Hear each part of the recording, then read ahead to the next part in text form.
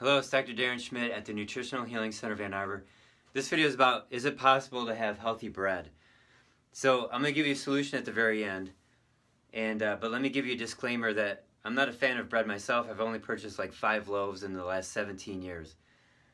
As you know, I study old books, and I've been listening to some lectures from the 1950s in healthcare. So I'm going to relay to you what the dilemma was back then in the 1950s, 40s, 30s, and what the problems were with bread, and what we have now, what problems we have now with bread. Okay, so number one is glyphosate. That's Roundup. It's sprayed on wheat to dry it before they harvest it. So, and there's, you can just Google this, glyphosate in bread. And it's known as Roundup as an herbicide. So that's a problem. It's in 75% of rainwater. So if you want healthy bread, you have to start off by having grains grown in a greenhouse that's free of glyphosate. Okay, or import it from countries that have banned glyphosate. Okay, so now a problem with bread is the quantity of carbohydrates. So if you're trying to get into ketosis, it just has a lot of carbs. But this video is more about the quality of the bread. Okay, now as bread gets old, it gets moldy. And but in the 1950s, it got rancid first. But now bread doesn't go rancid. When I say rancid, it's like meat smells when it's rancid.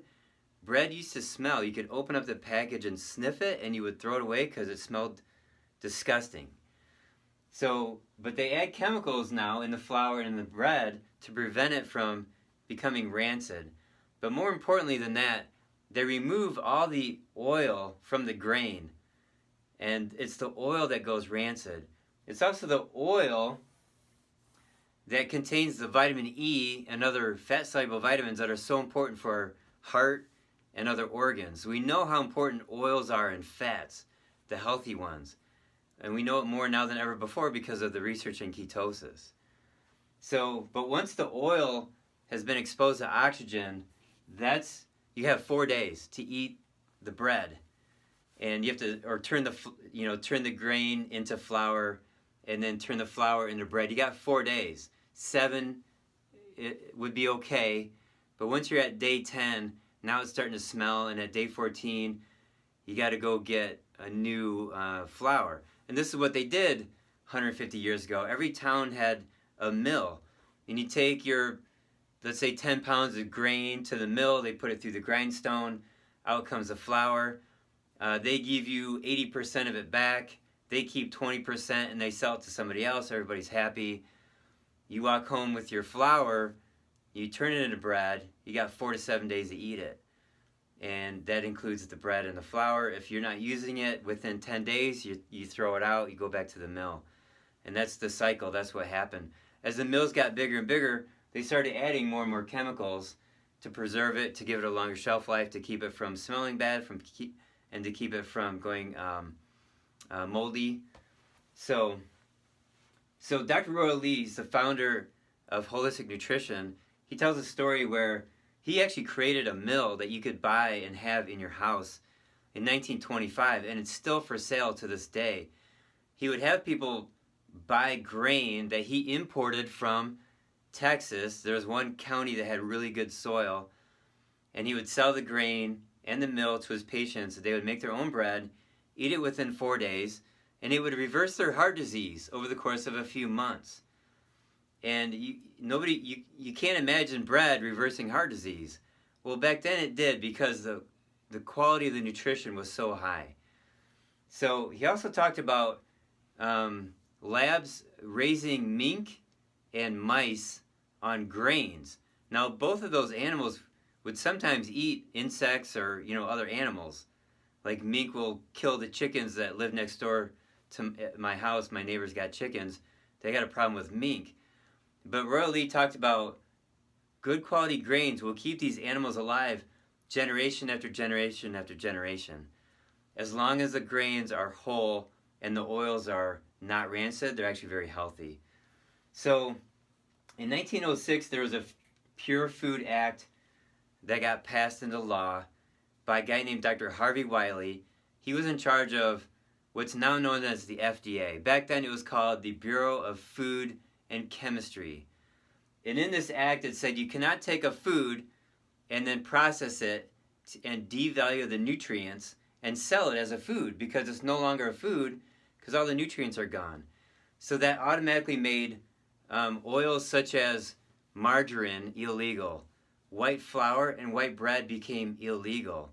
And at the time, in 1906, it was a big problem because white bread was, they bleached it, but they didn't add any nutrients back. So beriberi, which is a form of heart disease caused by vitamin B1 deficiency, was rampant. They didn't add B1 back into bread until, I think it was 1934. So there were, at this time, once this law was passed, there were train cars filled with white flour that were not allowed to cross state lines to go to these big bread manufacturers. And the food manufacturers got really upset about this, and they actually got Harvey Wiley removed from his position, and they decimated the whole Bureau of Food and Chemistry department of the government, and they renamed it the FDA, and they put in their guys, their food guys, when they got in charge. So this went to court. It went all the way up to the U.S. Supreme Court, and in 1918, the Supreme Court upheld Harvey Wiley and the 1906 Pure Food Act. But by this time, it was too late because everybody's selling and buying foodless foods. That's what they called it. So it's just like there's no police officer that's going to walk into your local grocery store and arrest the owner for selling a non-food item such as white bread. So white bread to this day is still illegal. And that's that last statement right there. So the point here is if you want to have healthy bread, you have to follow certain rules. Number one, you got to grow it in a greenhouse where it's not exposed to rainwater which has the glyphosate in it. Number two, you harvest it. The combines today, they're pretty gentle on the wheat, but if they bruise that wheat berry and now the oil is exposed to oxygen, again, you got 4 days from the moment that wheat berry is bruised by the combine to turn it into flour, into bread, and then to eat it.